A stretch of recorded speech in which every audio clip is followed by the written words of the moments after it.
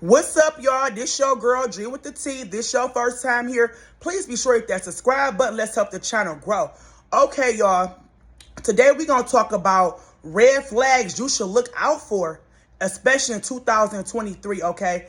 It's a lot of fucked up people out there, and I don't want to see nobody waste their time when it comes to dating. I know everybody looking for love, but you got to make sure you choosing the right partner. You don't want to find yourself in a fucked up situation. So I'm going to go over some red flags you should definitely look out for when trying to choose a mate, especially in 2023. It's not a lot of good people left out there.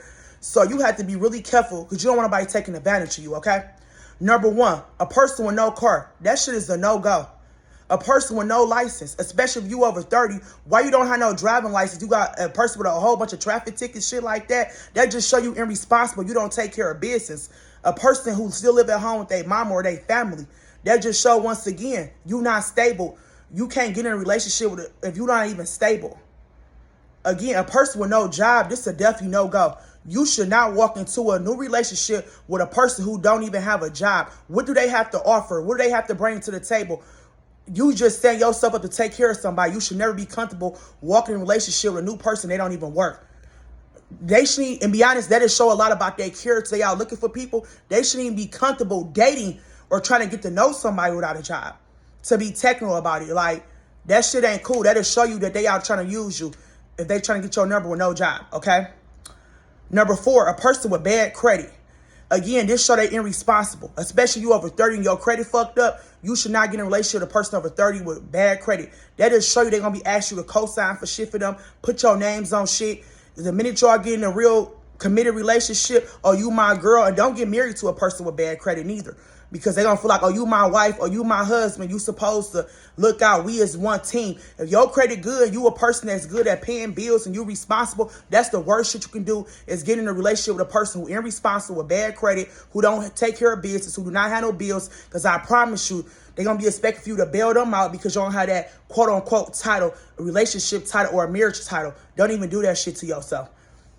Number five, a person with multiple baby mamas and multiple baby daddies. With that shit, especially with small children, if they children not grown, with that shit come drama. You got to always deal with drama with the baby mama and baby daddy. Or sometimes they be actually still sleeping around.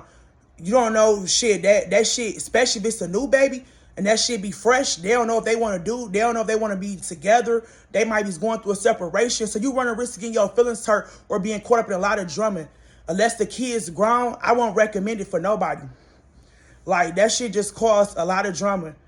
A person, number six, a person with no savings account. That is, again, y'all, it show they irresponsible, especially over 30. I feel like you should always try to have some money saved for emergencies. Because guess what? If they ain't got no money saved, the minute some shit fucked up, they're going to be running to you. And ain't nothing wrong with somebody coming you for help at some time, but you want somebody who show responsibility for themselves and taking actions on their own life. No one should get in a relationship expecting for somebody to take care of them. You supposed to get in a relationship because you can build with the person.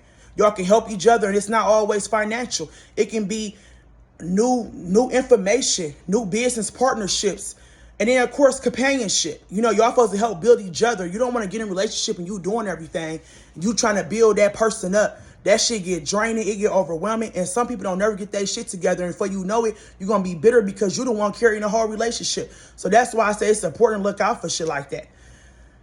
Number seven, a person with substance abuse issues. Like, you don't want to go in a relationship with a person with substance abuse problems because that shit become draining. If a person got substance abuse problems, they should get themselves some help prior to going in a relationship because that can be very, very toxic and dysfunctional because they can become abusive when they using drugs and alcohol. They can become violent towards you. You don't want to deal with nobody who think it's okay to be violent. And then you got to think about it, like, depending on what type of drug problem they got, they could be very bad with money. They could be in a lot of debt. A drug problem is no different than a gambling addiction. That's another thing. If a person got a gambling addiction, that's also a big red flag. You don't want to get in a relationship with a person with a gambling or a substance abuse problem. I promise you, that shit, they're going to put you through a lot of hell. And I'm not saying that people don't have problems, but I would not encourage you to get in a relationship with somebody like that. You could be their friend, you could be cool with them, because you don't want them thinking that you will owe them or anything or have that expectation you supposed to bail them out. That shit becomes draining. If you already in a relationship and you didn't know, because sometimes they don't necessarily come in a relationship with these type of problems, and they all of a sudden, get become having a gambling addiction, or get strung out on drugs or something like that. That you need to make sure that partner receive some type of treatment ASAP. If they're not trying to get no treatment, you need to leave that relationship if you are in a relationship with a person with a substance abuse problem, because it's not going to be good for you. It's going to become an unhealthy relationship if your mate do not get help. They got a substance abuse problem. Last but not least, a person with a long criminal history. You don't want to get with a person who constantly in and out of jail or a prison. That's not a good, stable person being in a relationship. They're going to constantly drain you, your mental, your physical health, and your financial. They're going to be constantly want you going your personal wallet, send money on their commissary. They in a jail a lot. You going to spend a lot of time drained. Like I said, it's emotionally draining, and it's also going to drain your fucking pockets up. I don't want to be in a relationship with somebody that constantly put money on their books, go see them in the jail, go to court with them. Like, that's not a healthy relationship. And that also, so they irresponsible. I mean, I don't want to see nobody lose. I hope these red flags was helpful for you, for whoever watching this video, because like I said, this come with a lot of life experience. When I come and talk about this shit, I come from love. I don't want to see nobody out here fucked up. That's why I do this channel. I like to educate on my channel.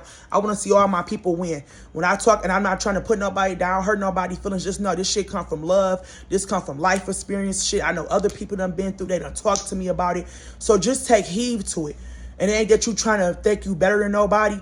It's just, there's levels to this shit. You got to protect yourself. You got to protect your heart, your peace, and last but not least, show money.